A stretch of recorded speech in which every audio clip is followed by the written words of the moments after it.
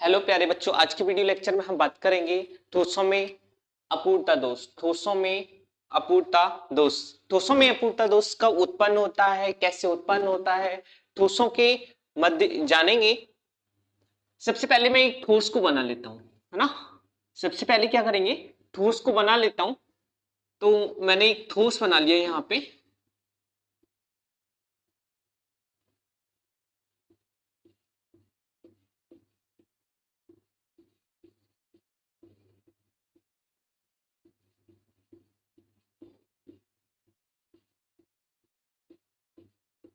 ये एक ठोस है, ये एक ठोस है। अब ठोसों में अपूर्णता दोष कब उत्पन्न होता है? ठोसों में उनके परम ताप पर किसी भी तरह का कोई दोष उत्पन्न नहीं होता, यानी कि उनके परम ताप पर ठोसों में उनके अवयव कण विचलन को शो नहीं करते हैं। कब? परम ताप कितना होता है? परम ताप, परम ताप की बात करें तो परम ताप होता है 0 डिग्री केल्विन। सेल्सियस में बात करें तो -273.15 डिग्री सेल्सियस। नोट करेंगे, ये परमताप होता है किसी पदार्थ का, ये परमताप होता है इस ताप पर कोई भी पदार्थ, इस ताप पर कोई भी पदार्थ विचलन को उत्पन्न यानी कि विचलन नहीं दर्शाता है। और जब विचलन नहीं दर्शाएगा, विचलन का मतलब क्या है? यहाँ पे जो अवयव कण है, जब मैं इसको इसके परम ताप से यानी 0 डिग्री केल्विन से उच्च ताप पर गर्म करूंगा, उच्च ताप यानी कि जैसे मैंने यहाँ पे इसको, ये एक बर्फ का टुकड़ा है, ऐसे मानो ये एक बर्फ का टुकड़ा है ना। और कैसा है? ठोस है।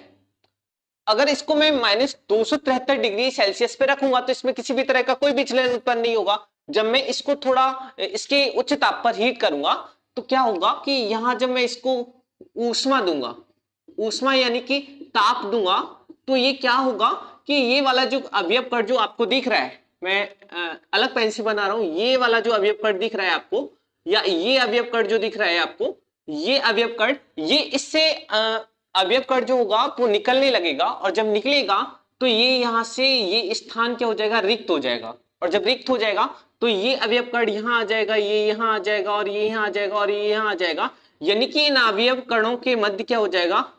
अवयव कणों के मध्य क्या हो जाएगा? विचलन उत्पन्न हो जाएगा, विचलन। और जब अवयव कणों के मध्य विचलन उत्पन्न हो जाएगा ना, तो ठोसों में उत्पन्न इस दोष को क्या कहेंगे? ठोसों का अपूर्णता दोष बोलेंगे, है ना। किसके मध्य? यानी ठोसों में अवयव कणों के मध्य जब कोई विचलन उत्पन्न होगा तो ठोसों के इस दोष को बोलेंगे ठोसों का अपूर्णता दोष, है ना। जब आपने भी देखा है, जब आप प्लास्टिक को गर्म करते हैं, है ना, ठंडा रखेंगे उसमें किसी भी तरह का कोई विचलन नहीं होगा। जब उसको गर्म करेंगे ना, पहले प्लास्टिक की शेप ऐसी थी, है ना, आपने उसको गर्म किया और गर्म करने के बाद देखेंगे ना, उसकी शेप ऐसी हो जाएगी। कारण क्या है कि इसमें जो अवयव कण थे ना, अवयव कण जो थे वो अपने स्थान से बाहर चले गए। और जब बाहर चले गए ना, तो उनकी जो आकृति थी, उनकी जो आकृति थी वो इस तरह की हो गई, डिफॉल्ट हो गई, है ना। अब उसकी आकृति जब डिफॉल्ट हो गई तो उत्पन्न इस दोष को, यानी ये अगर क्रिस्टल में होगा तो क्रिस्टल में उत्पन्न इस दोष को क्या कहेंगे? ठोसों में अपूर्णता दोष। अब ठोसों में अपूर्णता दोष कितने प्रकार का होता है ना, तो ये सारी चीजें आज जानेंगे। मैं इसको मिटा देता हूं।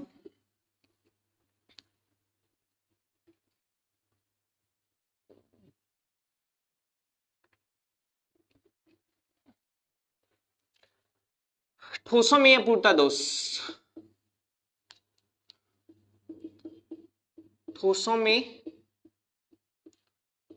अपूर्णता दोष बेस्ट इंपोर्टेंट हेडिंग है ये सॉलिड वाले चैप्टर की, जिससे एक ना दो क्वेश्चन जरूर अवश्य बोर्ड में आता है। ठोसों में अपूर्णता दोष, ठोसों में अपूर्णता दोष जो उत्पन्न होता है, मैंने बताया कि ठोसों में क्या होते हैं? अवयव कण होते हैं। और जब हम ठोसों को गर्म करते हैं तो उनके अवयव कण अपने मार्ग से क्या हो जाते हैं? विचलित हो जाते हैं। जब अपने मार्ग से विचलित हो जाते हैं तो ठोसों में विचलन उत्पन्न हो जाता है, जिससे ठोसों का अपूर्णता दोष कहा जाता है। ठोसों में अपूर्णता दोष क्या होता है? ठोसों में होता है अवयव कण। अब अवयव कण है क्या? ठोसों में क्या होता है? अवयव कण होते हैं ना, अवयव कण होते हैं ठोसों में। अब ये अवयव कण क्या है? अवयव कण आपका बिंदु हो सकता है, बिंदु, ठीक है, या फिर क्या हो सकता है? जालक हो सकता है। तो ठोसों को इसको बोल सकते हैं जालक दोष या बिंदु दोष। ठोसों में जो दोष उत्पन्न होता है वो बिंदु के माध्यम से या जालक के माध्यम से उत्पन्न हो सकता है। अब हम यहाँ पर अवयव कण क्या होंगे? एक में आपके अगर ठोसों में अपूर्णता दोष बिंदु के माध्यम से हो रहा है तो अवयव कण हमारे बिंदु होंगे। अगर जालक में हो रहा है तो उसमें क्या होंगे? एक सदृश रेखाएं होंगी, ऐसे करके सदृश रेखाएं होंगी, ऐसे करके रेखाएं होंगी उसमें। ये भी एक क्रिस्टल है, जब भी इसको मैं गर्म करूंगा तो ये सदृश रेखाएं क्या हो जाएंगी? फोल्ड हो जाएंगी, है ना। ये रेखाएं सीधी थी लेकिन ये किस फॉर्म में आ गई? टेढ़ी मेढ़ी हो गई। पॉइंट को देखेंगे बिंदु दोष में। अब बिंदु दोष में क्या होगा कि ये जो अवयव कण आपको जो दिखाई दे रहे हैं, है ना, जब मैं हीट करूंगा तो यहां से ये अवयव कण इनके पास से जब निकल जाएगा तो ये यहां आ जाएगा, ये यहां आ जाएगा, ये यहां आ जाएगा। कब आएगा? जब ये अवयव कण निकल जाएंगे तब, ठीक है। तो अवयव कण के निकल जाने से ठोसों में कौन सा? बिंदु दोष। अब बिंदु के रूप में कौन कौन हो सकता है? बिंदु के रूप में आपके अवयव कण जो होंगे वो परमाणु हो सकते हैं, परमाणु, ठीक है। बिंदु दोष को 3 भागों में विभाजित किया गया है। कितने में? 3 भागों में। अच्छे से बना हुआ मैं, 3 भागों में विभाजित किया गया है। यहां तक दिख रहा है आपको? 3 भागों में। पहला है आपका स्टोइकियोमेट्री दोष, स्टोइकियोमेट्री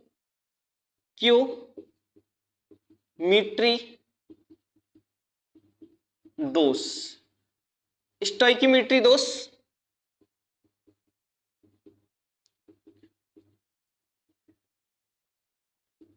डिफेक्ट बोला जाएगा इसको, ठीक है।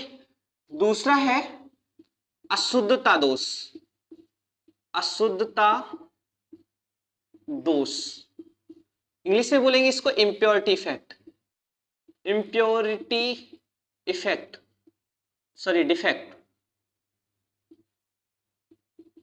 Impurity defect. और तीसरा होगा हमारा नॉन स्टोइकियोमेट्री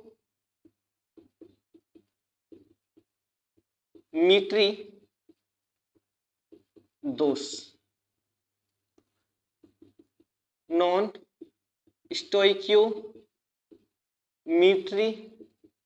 डिफेक्ट, ठीक है, नॉन स्टोइकियोमेट्री डिफेक्ट। अब स्टोइकियोमेट्री को आपका 4 भागों में बांटा गया है। कितने? 4 भागों में बांटा गया है। पहला है आपका रिक्तिका दोष,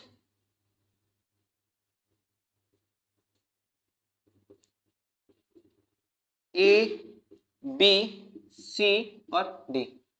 ये आपका 1 2 और नंबर 3, ये फर्स्ट और ये सेकंड, ठीक है, रिक्तिका दोष। और दूसरा होगा अंतराकाशी दोष, अंतराकाशी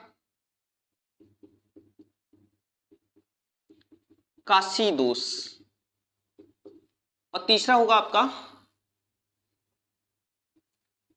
शॉर्टकी दोष। और चौथा होगा फ्रैंकल दोष, ठीक है। अशुद्धता दोष को किसी भाग में नहीं विभाजित किया गया है, तो अशुद्धता दोष जो होगा आपका वो एक ही भाग में है। नॉन स्टोइकियोमेट्री को आपका 2 भागों में, एक तो होगा धातु न्यूनता दोष,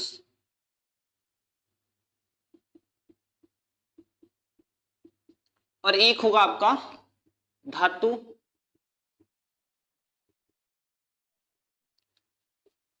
आधिक्य दोष, जिसमें आप पढ़ेंगे एफ केंद्र को पढ़ेंगे और रंग केंद्र को पढ़ेंगे, ठीक है। तो ये कुछ धातुओं के अवयव कणों के चले जाने के कारण धातुओं में कुछ क्रिस्टल में, धातु क्रिस्टल में कुछ उत्पन्न दोष हैं जिनको हम आज समझेंगे। पहला, ठोसों में अपूर्णता दोष किसके कारण उत्पन्न होता है? तो ठोसों में अपूर्णता दोष जब ठोसों को उनके परम ताप से, है ना, उच्च ताप पर गर्म किया जाता है। उच्च ताप पर क्या किया जाता है? गर्म किया जाता है। जब ठोसों को परम ताप से उच्च ताप पर क्या करेंगे? गर्म करेंगे, तो उनके अवयव कणों के मध्य क्या हो जाएगा? एक विचलन उत्पन्न हो जाएगा। ठीक है।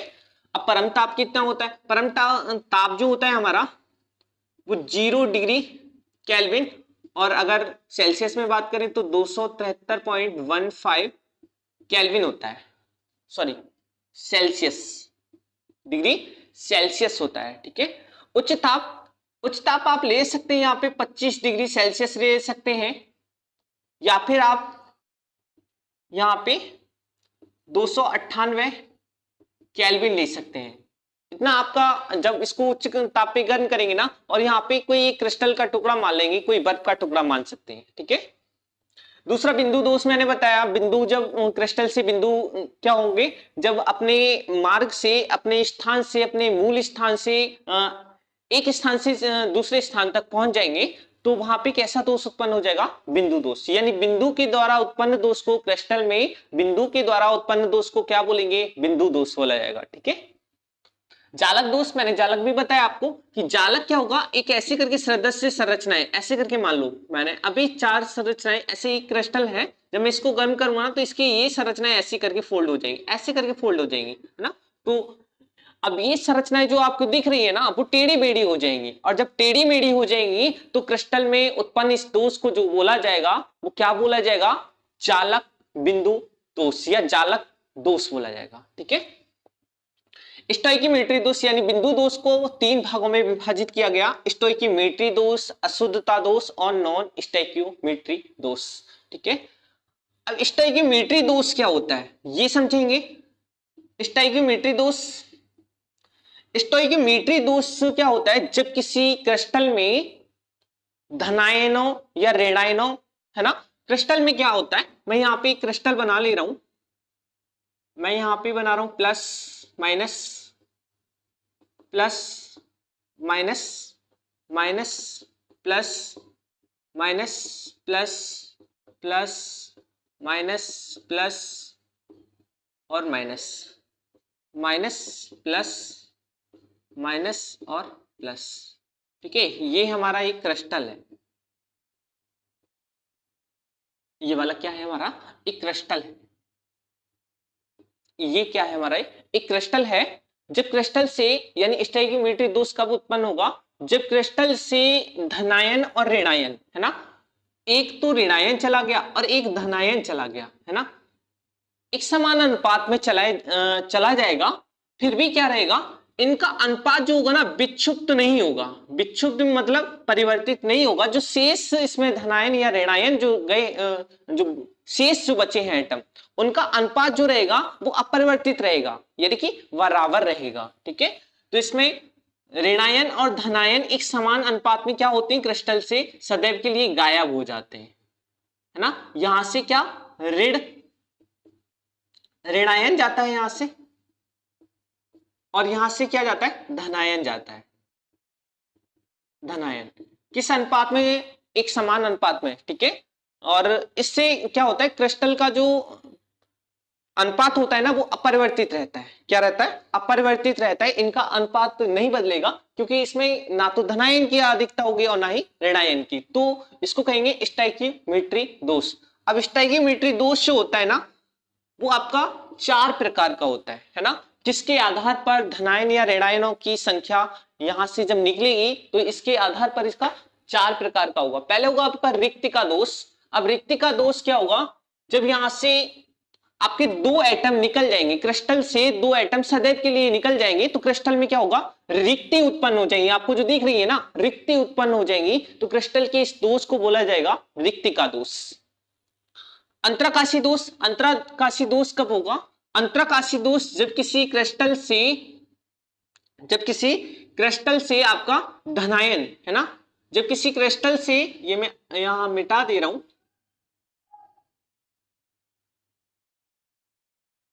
यहाँ रेड था, जब किसी क्रिस्टल से एक धनायन एटम यानी अपने मूल स्थान को छोड़ देगा और कहां चला जाएगा, किसी अंतराकाश स्थान में चला जाएगा। ये धनायन भी हो सकता है यहाँ पे, और क्या हो सकता है, कोई परमाणु भी हो सकता है। तो इस दोष को यानी कि कहां पहुंच जाएगा, ये अंतराकाश, ये जो स्थान होगा उसको बोलेंगे अंतराकाश, अंतराकाश स्थान। ठीक है, अंतराकाश में चला जाएगा तो क्रिस्टल में उत्पन्न इस दोष को बोलेंगे अंतराकाशी दोष। ठीक है, अब जो मैं एक बात कहूं, यहाँ पे रिक्तिका दोष हमने पढ़ा और अंतराकाशी दोष पढ़ा। रिक्तिका दोष में दो परमाणु सदैव के लिए क्रिस्टल से चले जाते हैं, जबकि अंतराकाशी दोष में दो यानी कि एक परमाणु कहां चला जाता है, अंतराकाशी स्थान पर चला जाता है, जिससे क्रिस्टल में यानी क्रिस्टल में क्या होता है, अंतराकाशी दोष उत्पन्न हो जाता है। शॉर्टकी दोष के घनत्व में जब दो परमाणु क्रिस्टल से सदैव के लिए चले जाते हैं तो उनके घनत्व में कमी आ जाती है, जबकि अंतराकाशी दोष में ऐसा नहीं होता, क्योंकि वहां पे क्या होता है, आपने देखा वहां पे कि एक स्थान से छोड़ करके वो किसी अंतराकाशी स्थान में चला गया है, तो इससे क्रिस्टल के घनत्व में किसी भी तरह की कोई कमी नहीं आया करती है। शॉर्टकी दोष जो होता है वो रिक्तिका दोष का समान हुआ करता है, यानी शॉर्टकी दोष में धनायन है ना, मैं बोलूं यहां से धनायन और यहां से ऋणायन, धनायन और ऋणायन क्रिस्टल से सदैव के लिए चले जाते हैं, है ना, धनायन और ऋणायन सदैव के लिए क्या चले जाते हैं, क्रिस्टल से सदैव के लिए चले जाते हैं, जिससे क्रिस्टल में कौन सा दोष उत्पन्न हो जाता है, जिससे क्रिस्टल में शॉर्ट की दोष उत्पन्न हो जाता है। और शॉर्ट की दोष वाली क्रिस्टलों में ना उनकी घनत्व में क्या आ जाती है, कमी आ जाती है ना, क्योंकि सदैव के लिए वो चले जाते हैं। अभी पाया किस में जाता है शॉर्ट की दोष, तो शॉर्ट की दोष जो पाया जाता है ना वो क्षार की हैलाइड, क्षार की हैलाइड में पाया जाता है, क्षार की हैलाइड में पाया जाता है। ठीक है, और क्या, सिल्वर हैलाइड, सिल्वर हैलाइड जैसे AgBr में भी पाया जाता है ना। फ्रैंकल दोष जो पाया जाता है, फ्रैंकल दोष का उत्पन्न होगा जब क्रिस्टल से एक धनायन, ये वाला भाग ना, धनायन अपने मूल स्थान को छोड़ करके कहां चला जाएगा, किसी अंतराकाश स्थान में चला जाएगा, है ना, किसी अंतराकाश स्थान में चला जाएगा। ये स्थान जो होगा ना वो होगा अंतराकाश स्थान। ठीक है, तो अंतराकाश स्थान में चला जाएगा तो क्रिस्टल में उत्पन्न इस दोष को बोला जाएगा आपका फ्रैंकल दोष बोला जाएगा। अब फ्रैंकल दोष किसमें, फ्रैंकल दोष जो होता है ना वो आपका सिल्वर हैलाइड, सिल्वर हैलाइड और जिंक सल्फाइड, जिंक सल्फाइड की क्रिस्टलों में पाया जाता है। उदाहरण में यहाँ पे इसका लिखूं तो यहाँ पे लिख सकते हैं NaCl लिख सकते हैं, AgBr लिख सकते हैं यहाँ पर। ठीक है, और यहाँ पे LiCl लिख सकते हैं, तो ये आपका क्षारकीय हैलाइड हो गया और ये आपका सिल्वर हैलाइड है ना। दूसरा यहाँ पे फ्रैंकल दोष सिल्वर हैलाइड यानी कि AgBr दोनों में कॉमन रहेगा, और दूसरा होता है जिंक सल्फाइड ZnS का उदाहरण रहता है। ठीक है, दूसरा आता है अशुद्धता दोष, अशुद्धता दोष, अशुद्धता दोष कब उत्पन्न होता है, तो अशुद्धता दोष मैं इसको मिटा दे रहा हूं, बहुत अच्छे से समझ में तभी आएगा, एक बार स्क्रीनशॉट ले लीजिएगा।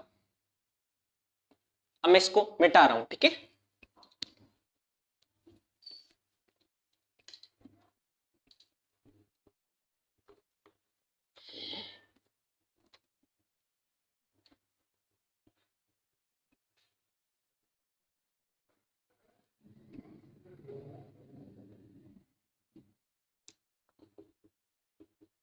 अशुद्धता दोष,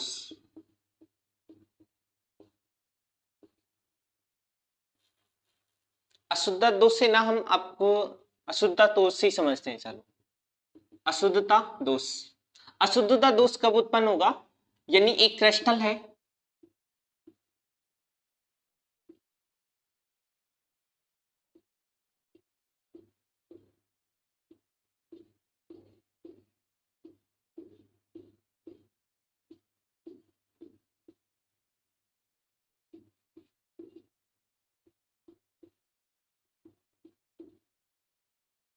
बी ए बी और ए, ए बी, ए और बी,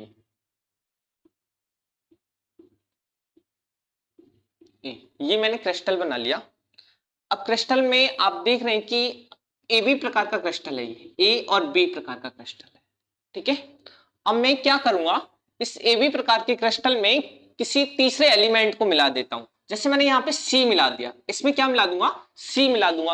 अब कोई तीसरा एलिमेंट जब आएगा तो उसमें क्या, क्रिस्टल में अशुद्धता उत्पन्न हो जाएगी, और जब क्रिस्टल में अशुद्धि उत्पन्न हो जाएगी तो क्रिस्टल में उत्पन्न इस दोष को क्या कहेंगे, अशुद्धता दोष कहेंगे, है ना। जैसे यहाँ पे मैंने इसकी जगह क्या ले रहा हूं, Na, क्लोरीन, क्लोरीन, यहाँ पे Na, यहाँ पे क्लोरीन, और यहाँ पे इस क्लोरीन, यहाँ पे भी मैं Na ले रहा हूं, और यहाँ पे क्लोरीन, यहाँ Na, यहाँ Na, chlorine, Na, chlorine, chlorine, और Na, क्लोरीन, और Na। अभी जो क्रिस्टल था ना वो NaCl का क्रिस्टल था।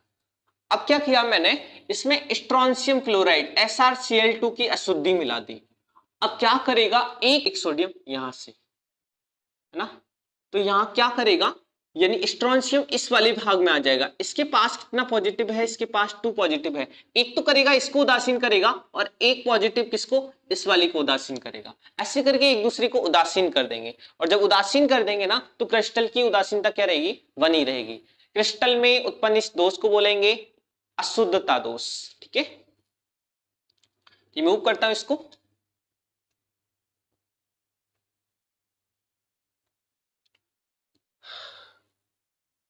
अगला दोष है आपका नॉन स्टोइकियोमेट्री दोष, नॉन स्टोइकियोमेट्री डिफेक्ट, ठीक है। नॉन स्टोइकियोमेट्री डिफेक्ट है। ये दोष कब उत्पन्न होगा, जब क्रिस्टल में धनायनों या ऋणायनों का अनुपात क्या रहेगा, अपरिवर्तित रहेगा, नो चेंज।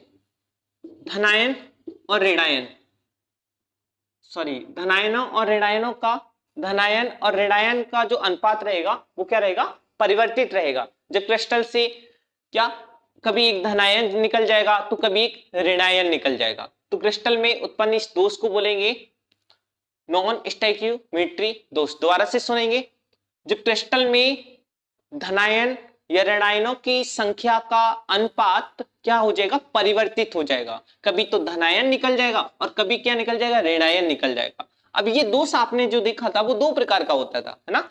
एक तो होता था धातु आधिक्य दोष और धातु न्यूनता दोष।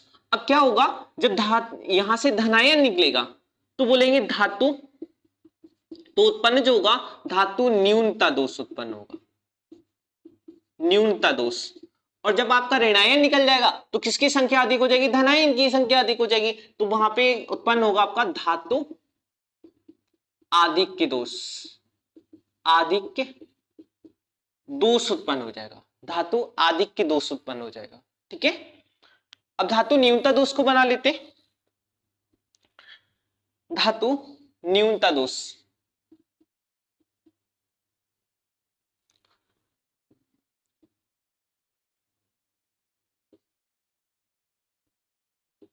ए वी, ए और B, B A B A, A V A V, V और ए, बी और ए, ये हमारा एक क्रिस्टल है। इससे क्या देखेंगे, यहां पे क्या निकलेगा बताओ, धातु न्यूनता दोष। धातु न्यूनता दोष में यानी कि ये पहली तो बात, तो ये धातु जो न्यूनता दोष होगा, है ना, वो किस प्रकार की क्रिस्टल यानी क्रिस्टलों में पाया जाएगा, उन क्रिस्टलों में पाया जाएगा जिनकी ऑक्सीकरण संख्या, ऑक्सीकरण संख्या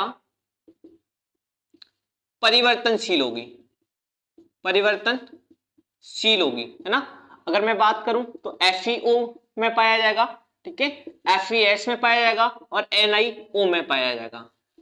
FeO कभी तो दिखाता है प्लस का 2, यानी कभी Fe जो दिखाता है ना वो कभी प्लस का 2 दिखाता है तो कभी प्लस का 3 दिखाता है।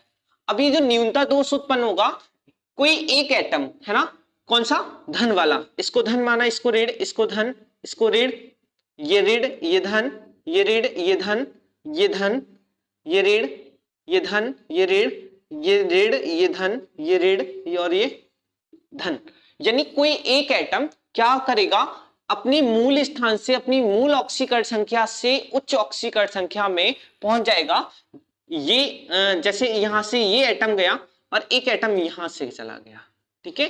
अब ये एटम जब जाएगा ना तो दूसरे एटम तो चला ही गया क्रिस्टल से, लेकिन ये अपनी मूल, यानी क्या हुआ, क्रिस्टल में एक एटम जो था वो किसी कारणवश चला गया, और दूसरा क्या होगा, दूसरा अपनी मूल अवस्था से उत्तेजित अवस्था में आकर के ना दो ऑक्सीडेशन नंबर में, दो ऑक्सीडेशन नंबर है ना, एक तो इसको बैलेंस करेगा और दूसरा किसको, इस वाले भाग को, इस वाले भाग को बैलेंस करेगा, है ना, ये तो रिक्त रह जाएगा।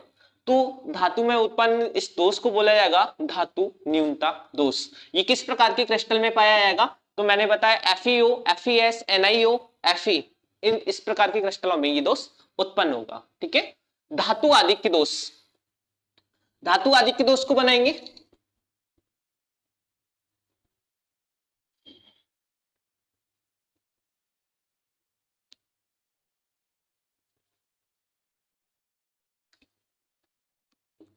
धातु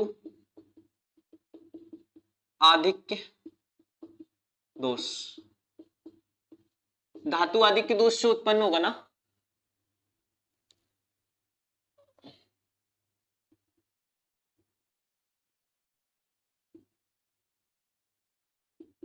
Na positive, chlorine negative, Na positive, chlorine negative, chlorine negative, Na positive, chlorine negative, Na positive, Na positive, chlorine negative, Na positive, chlorine negative, ठीक है।